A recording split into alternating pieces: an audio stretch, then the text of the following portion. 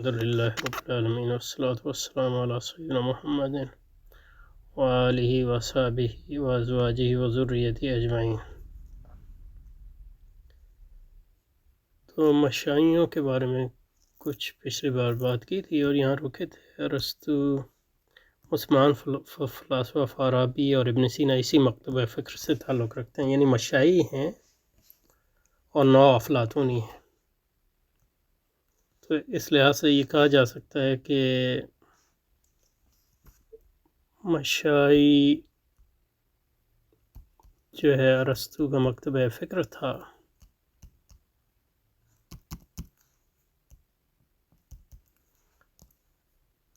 اور ظاہر ہے ارسطو افلاطون کا شاگرد ہے، تو اس سے اختلافات کے باوجود ارسطو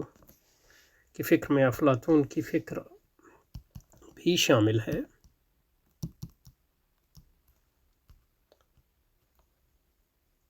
اور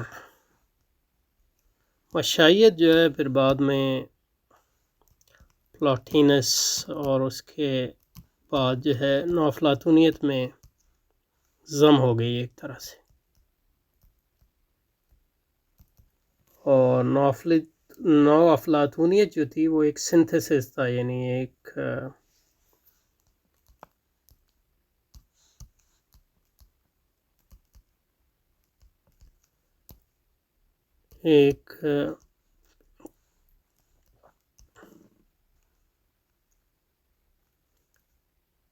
سنتھسس کو اردو میں کیا کریں گے، جمع کرنا، جس مؤلف یا مرکب مختلف اجزاء ترکیبی اس کے ہیں، جن کو تلفیق تلفیق بھی ایک صحیح لفظ ہے، لیکن یہ کہ تلفیق کے خاص معنی بھی ہیں۔ تو تلفیق، ترکیب، تالیف، مابین اس میں جو ایلیمنٹس ہیں وہ ایک تو ہے ارسطو کی فکر ہے، افلاطون کی فکر ہے، اور اس میں رواقیت سے بھی افکار آئے ہیں، اور پھر مذاہب عالم سے بھی آئے ہیں، خاص طور پہ عیسائیت اور تصوف وغیرہ سے۔ اور اس کو ناافلاطونی صرف عصر حاضر میں کہا جانے لگا، اس کو پرانے زمانے میں صرف یہ لوگ اپنے آپ کو افلاطون کا پیرو سمجھتے تھے، افلاطونیت ہی کہتے تھے، پلیٹونزم۔ اور ایک اہم چیز اس مکتبہ فکر کی یہ ہے کہ یہ افلاطون اور ارسطو کی آراء میں توافق اور تطابق پیدا کرنے کی کوشش کرتے ہیں۔ تو کچھ پہلوؤں سے یہ افلاطونی ہیں اور کچھ پہلوؤں سے ارسطو ہیں، لیکن یہ کہ ارسطو بہت غالب ہے اس میں، اس کے باوجود کہ افلاطونی ایلیمنٹ بھی ہے اس میں، مذہبی ایلیمنٹ بھی ہے، رواقی ایلیمنٹ بھی ہے، وغیرہ وغیرہ۔ اور یہی اسکول ہے جس کو مطلب یہ فارابی اور ابن سینا نے ڈیولپ کیا اسلامی فلسفے میں، مسلمان فلسفے میں، اور اس کے بعد امام غزالی نے اسی کی رد کی، اور ابن رشد نے اس رد کا رد لکھا، وغیرہ وغیرہ۔ مسلمان فلاسفہ مثلا فارابی، ابن سینا اسی مکتبہ فکر کے پیروکار ہیں۔ فارابی ابو نصر محمد 260 ہجری تا 339 260 کچھ راجے میں 257 لکھا ہے، تو قریب ہی ہے۔ اور کچھ حضرات ہیں اس کا انتقال جو ہے 331 میں لکھا ہے۔ یہ فاراب میں پیدا ہوا، فارابی اس لیے کہتا ہے فاریاب یا فاراب، کہہ رہے ہیں ترکستان کا شہر ہے، تو کس ترکستان کی بات کر رہے ہیں یہ مجھے نہیں پتہ۔ موجودہ ترکستان ملک کی، اور یہ بغداد میں اس کا میرا خیال ہے انتقال ہوا ہے۔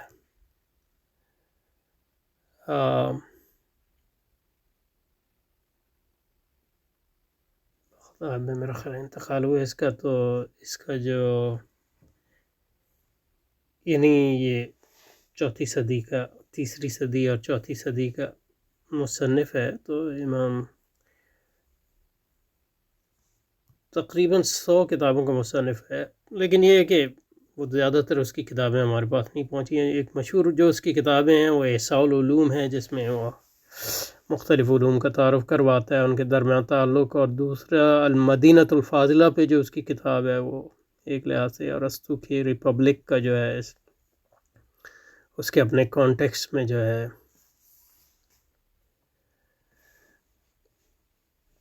یہ دو کتابیں جو ہے مشہور ہیں جو موجود ہیں ہمارے پاس۔ اور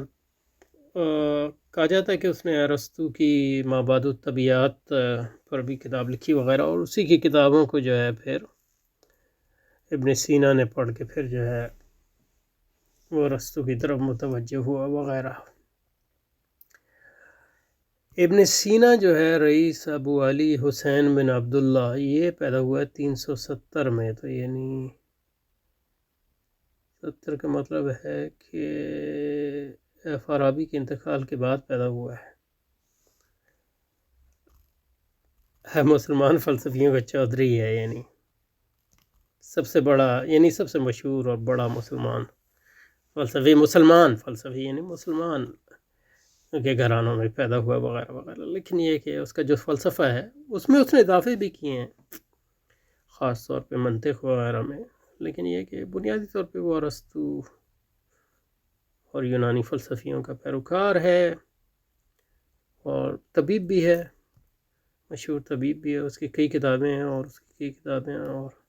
اکثر اس کی کئی کتابیں یعنی محفوظ ہیں۔ طب میں اس کی قانون ہے، شفا ہے، اشارات ہیں وغیرہ وغیرہ۔ اب یہ نہیں پتہ کہ فلسفے اور علوم عقلیہ میں کیا فرق ہے، لیکن شفا ان کتابوں کے مختلف پارٹس ہیں۔ فلسفے سے مراد میں اس میں فزکس بھی ہے، اس میں مابعد طبیعت بھی ہے وغیرہ وغیرہ۔ بخارا کے کسی گاؤں میں اس کی ولادت ہوئی، اور ہمدان میں اس کا انتقال ہوا، اور کہا جاتا ہے کہ مطلب اس کی فارسی میں بھی کتابیں تھیں، جس کو امام غزالی ظاہر ہے وہ بھی فارسی سپیکنگ ہے، انہوں نے پڑھا،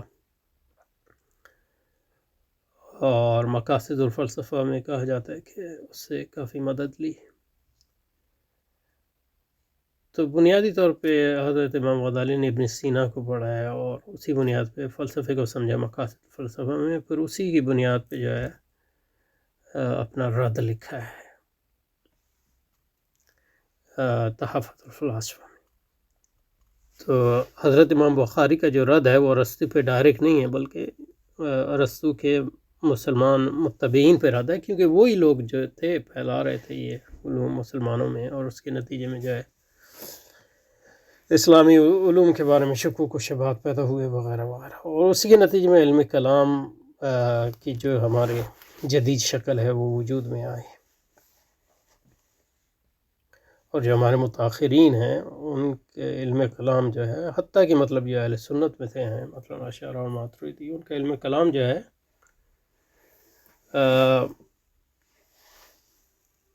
امام غزالی کی تنقید کے باوجود ان فلسفیوں کے فلسفے سے بہت زیادہ متاثر ہوا، خاص طور پہ ان کے منطق اور ان کی مابعد طبیعتی اور مابعد طبیعتی پریسپوزیشنس۔ اور آپ جو دیکھتے ہیں یہ جدل جو ہے ہمارے یہاں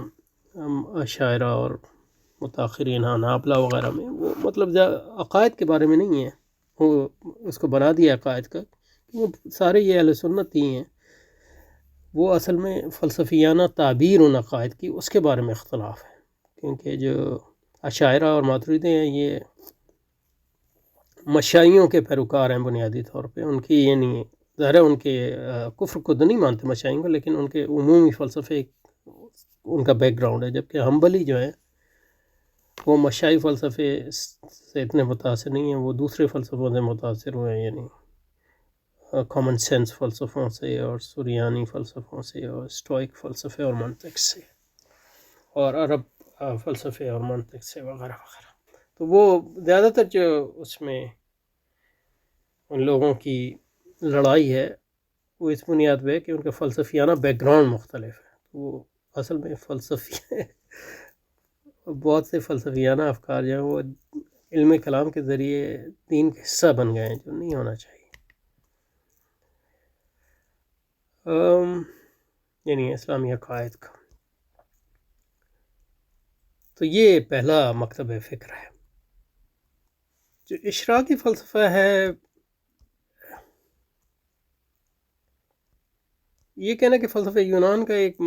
مکتب فکر ہے، اس لحاظ سے صحیح نہیں ہے کہ کہہ رہے ہیں کہ اس کا بانی افلاطون ہے. تو یہاں جو اشراقیہ کو افلاطونیت سے ملا رہے ہیں. پھر کہہ رہے ہیں ایک قول یہ بھی ہے کہ افلاطون مشائیہ کا بانی ہے. یعنی مشائیہ جو بعد میں نیو پلیٹونس بن گئے، وہ اپنے آپ کو افلاطونی ہی کہتے تھے، پلیٹونس. تو اس حکیم کے پڑھانے کا طریقہ یہ تھا کہ چل کرتے پڑھاتا تھا، اس لیے اس کے تلامذہ ارسطو وغیرہ مشائیہ کے اور رواقیہ کا بانی حکیم زیتون زینو، جو کہ چھتے کے نیچے اسٹوئک رواق. تو یہ اقوال جو ہے محل نظر ہیں، اس پہ ہم نے پہلے بھی بات کی ہے. تو اس میں یہ کہنا صحیح ہے کہ یہ افلاطون سے متاثر ہے اشراقیہ، لیکن یہ کہ یہ افلاطونیت کی ایک تعبیر ہے. اور اس مسلمانوں کے جو یہ آیا ہے تو یہ سوروردی وغیرہ نے جو ہے اس کی بنیاد رکھی، اور یہ لوگ جو تھے یہ افلاطونی تھے ان معنوں میں، اور انہوں نے ایک تنقید مرتب کی مشائی فلسفے کی مسلمانوں کے ہاں. تو یہ جو اشراقیت ہمارے ہاں، یہ اشراقیت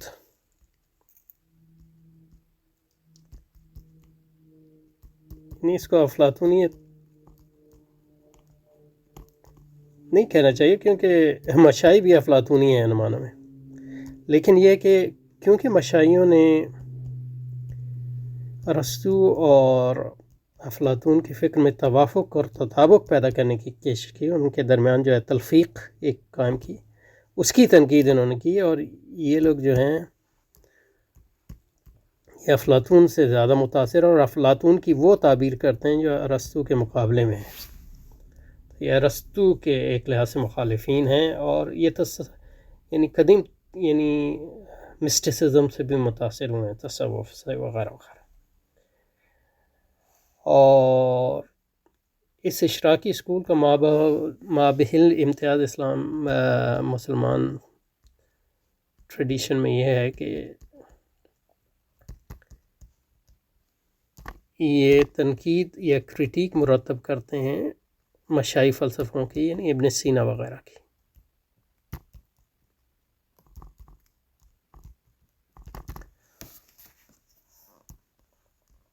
اور ظاہر ہے کہ ابن سینا میں کہاں بھی افلاطون ہے، لیکن ابن سینا کے ارسطو کا بھی بہت زیادہ اثر ہے،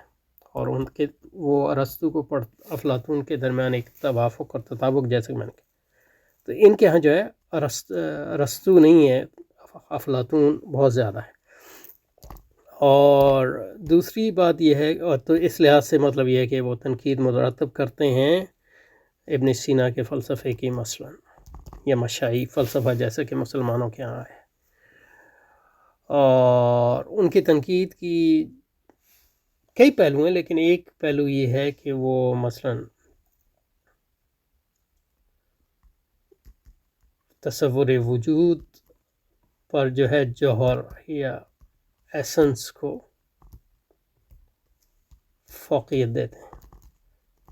تو ان کا تجزیہ جو ہے مطلب یہ ہے کہ وجود، مثلا یہ ہے کہ ابن سینا کے آپ دیکھیں گے کہ وجود کی دو قسمیں ہیں، واجب الوجود ہے اور ممکن ہے. پھر واجب الوجود اور ممکن کی پھر قسمیں. یہ لوگ جو ہیں وجود سے شروع نہیں کرتے، یہ جوہر سے شروع کرتے ہیں، اور وجود جو ہے ان کے ہاں جوہر کے تحت ہے.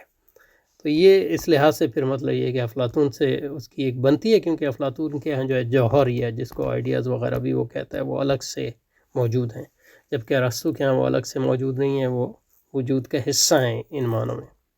اور الگ سے وہ صرف ایک تجریدی تصورات ہیں. اور دوسری یہ ہے کہ ان کے منہاج میں جو وہ ہے وہ یہ ہے کہ یہ لوگ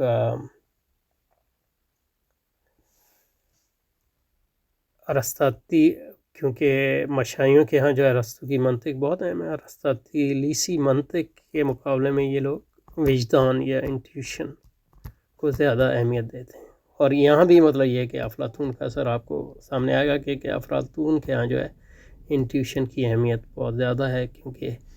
جو آپ اس کے افلاطون کی جو فارمز ہیں یا اس کے آئیڈیاز جس ہیں، ان کا جو علم آپ حاصل کرتے ہیں وہ انٹلیکچوئل انٹیوشن کی بنیاد پہ ہی حاصل کرتے ہیں، جبکہ ارسطو کے ہاں مطلب یہ ہے کہ سینس پرسیپشن جو ہے بہت اہم ہے، وہاں سے وہ شروع کرتا ہے، اور عالم مادی اس کے ہاں بہت اہم ہے، جبکہ ان کے ہاں جو ہے کیونکہ وجود سے شروع نہیں کرتے، جوہر سے شروع کرتے ہیں، اور جوہر کو جو ہے حواس سے نہیں جانا جا سکتا، جواہرات کو یا افلاطونی فارمز کو جو ہے وہ وجدان یا انٹیوشن، آلدو ہماری منطق میں وجدان کا معنی کچھ اور بھی ہے، یعنی انٹروسپیکشن کو بھی وجدان کہتے ہیں، تو یہاں جو انٹیوشن جو ہے وجدان سے ہماری مراد عقل کی یہ صلاحیت کہ وہ ایسنسز یا جواہر اشیاء یا ماہیت اشیاء، جوہر بھی اصل میں ہمارے یہاں اور جوہر کا اور بھی استعمال ہے، ماہیت کہیں، ماہیت اشیاء کو عقل جو ہے براہ راست دیکھ سکتی ہے، یہ افلاطون کے ہاں سے یہ لوگ لیتے ہیں، تو اس لحاظ سے یہ اشراقی اس کو اللہ اکبر ایلیومینیشنسٹ بھی کہتے ہیں انگریزی زبان میں، اشراقی۔ اور یہ دو اہم ہیں، یعنی افلاطون کی ان کے ہاں بہت اہمیت ہے، ارسطو کو رد کرتے ہیں اور اس کی بنیاد پہ جو ہے مشائخ کی تنقید کرتے ہیں، اور ان کی جو بنیادی ہے وہ ماہیت کی فوقیت کے قائل ہیں وجود پر، کیونکہ وجود جو ہے وہ ماہیت اور مادے کی ترکیب کا نام ہے ارسطو کے ہاں اور مشائخ فلسفے کے ہاں۔ اور دوسرا یہ کہ منہاج کے اعتبار سے یہ ارسطو کی منطق سے شروع نہیں کرتے، سینس پرسیپشن سے نہیں شروع کرتے، بلکہ انٹلیکچوئل انٹیوشن یا وجدان سے شروع کرتے ہیں، عقل کی آنکھ جس کو کہتے ہیں اس کے قائل ہیں، جو دیکھتی ہے ماہیات کو، اور ان کے ہاں مطلب یہ پھر جو ہے تصوف کا بھی اس میں آتا ہے، اس کے نتیجے میں ان کے ہاں جو ہے تصور ہے کہ کائنات جو ہے ایک کنٹینیوم ہے، تسلسل ہے، یعنی مابعد و طبیعت اور طبیعت کے درمیان اس کے اوپر خدا ہے، اور ظاہر ہے کہ تخلیق کا کوئی تصور نہیں ہے افلاطون کے ہاں، تو جو تصور ملتا ہے وہ جنریشن ہے، جنریشن کا مطلب ہے چیزیں نکلتی ہیں خدا سے اور نیچے آتی ہیں، تو وہ نچلی سطح پہ جو ہیں وہ یعنی حقیقت ایک ہے، صرف یہ ہے کہ جیسے جیسے آپ اوپر جاتے ہیں وہ حقیقت جو ہے اس کی جو حقیقت ہے وہ بڑھتی جاتی ہے کسی لحاظ سے، جیسے کہ مثلا یہ ہے کہ افلاطون کے آپ دیکھیں گے کہ اس کی جو وہ کہتا ہے کہ یہ جو کائنات ہے ہماری حواس کی، یہ پرتو ہے حقیقی کائنات کا، جو حقیقی کائنات جو ہے وہ ماورا میں ہے، تو ان کا بھی وہی تصور ہے، اور اس حقیقی کائنات اور ماورائی کائنات اور ہماری کائنات میں جو تعلق ہے وہ ایک ایسا تعلق ہے کہ مثلا جیسے دریا جو ہے پہاڑوں سے نکل رہا ہے اور بہہ رہا ہے، تو اس کی اصل جو ہے وہاں ہے، اور وہاں جو پانی ہے وہ صاف ہے اور وہ حقیقی ہے، اور بعد میں وہ آگے آتا ہے تو وہ پانی جو ہے وہ مٹی ملتا ہے اور وہ اپنی صفا جو ہے اس کو کھو دیتا ہے، اور اس لحاظ سے اس کی حقیقت کم ہو جاتی ہے، ایسی جو وہ حقیقت جو اس کے منبع پر تھی، لیکن یہ کہ ہے ایک کنٹینیوم، ایک تسلسل ہے،